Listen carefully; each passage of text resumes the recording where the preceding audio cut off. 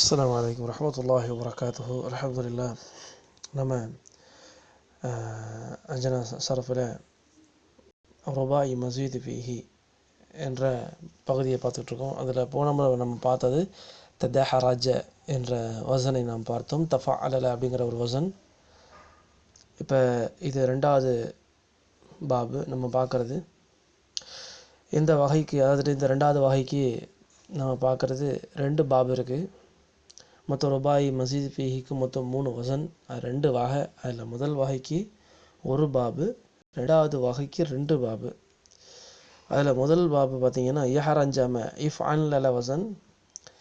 இதில் அதிகமாக 3 எழுத்து அதிகப்படியாக அதாவது ஹம்சாவும், ஆரம்பத்தில் ஹம்சாவும் நூன் பைனல் ஐன், நூன் அதிகப்படியாக இருக்குது. அப்புறம் ஐன் கலிமாவுக்கு பக்கத்தில் லாம் அதிகப்படியாக இருக்குது. அந்த தனித்தனி எழுத்தை சொல்லணும் நம்ம.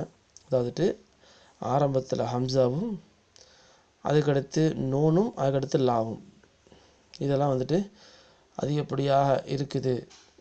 இந்த அதிகப்படியான எழுத்து என்பது ருபாய் மஸீது ஃபீஹில் 2 வகையான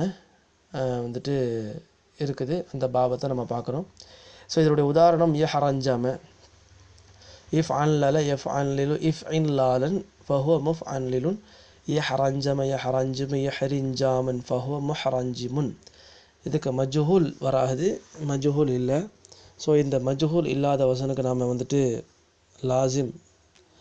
லாசிமான ஃபேல் என்று நாம் இதை ஒதுக்குவோம். அப்போ இதை யஹரஞ்சிம் அம்ரு லியஹரஞ்சிம், இதனுடைய அம்ரு காயிப். அதுக்கடுத்து நஹில லா தஹரஞ்சிம் லா யஹரஞ்சிம். இப்போ இஃப் அன்ல வசனுடைய உதாரணத்தை நம்ம பார்த்தோம், யஹரஞ்சம்ன்ட்டு. அதே போல் அடுத்த ரெண்டாவது வகை இஃப் அலல்ல, இதனுடைய உதாரணம் இக்ஷஅர்ர. இதனுடைய மஸ்தர் இக்ஷஅராரன், இக்ஷஅர்ர இக்ஷஇர்ரு இக்ஷஇராரன் ஃபஹு முக்ஷஇர்ருன். இஃப் அலல்ல எஃப் அலில்லு இஃப் இலாலன் ஃபஹுவ முஃப் அலில்லு. அதாவது இதுவும் மஜ்ஹூல் வராத, அதாவது லாசிமான ஃபேலு.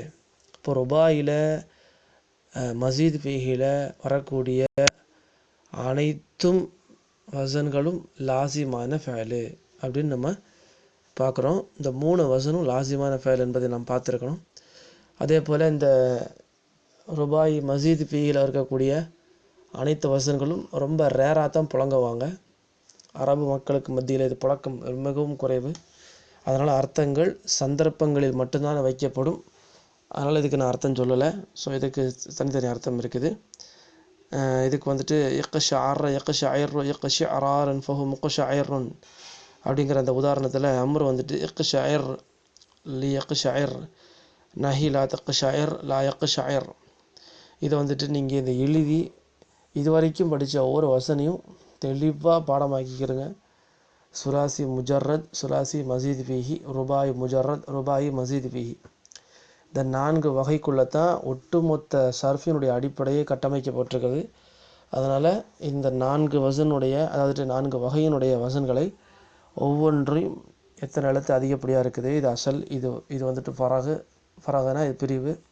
ஸோ இத்தனை எழுத்து அதிகப்படியாக இருக்கின்ற வசன். இப்போ நம்ம தெரிய வேண்டியது எல்லாமே, ஒரு வசன் எடுத்துக்கிட்டால் அல்லது ஒரு வசன் நம்ம ஒரு வாக்கியத்தில் நம்ம பார்க்குறோம் அப்படின்னா, இது சுலாசி முஜர்ரது, இது ருபாய் முஜர்ரது, இது முத்தரிதான பாபு, இது ஷாதான பாபு என்று தனியாக பிரித்து பார்க்கின்ற அளவிற்கு நமக்கு அடையாளத்தை முதல்ல படிக்கணும்.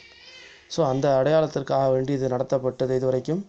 ஸோ அதனால் தனித்தனியாக நீங்கள் ஒவ்வொரு வினைச்சொல்லினுடைய அடையாளங்களை நீங்கள் பார்த்து கொள்ளுங்கள். இன்ஷா அல்லாஹ். அஸ்ஸலாமு அலைக்கும் வரஹ்மத்துல்லாஹி வபரகாத்துஹு.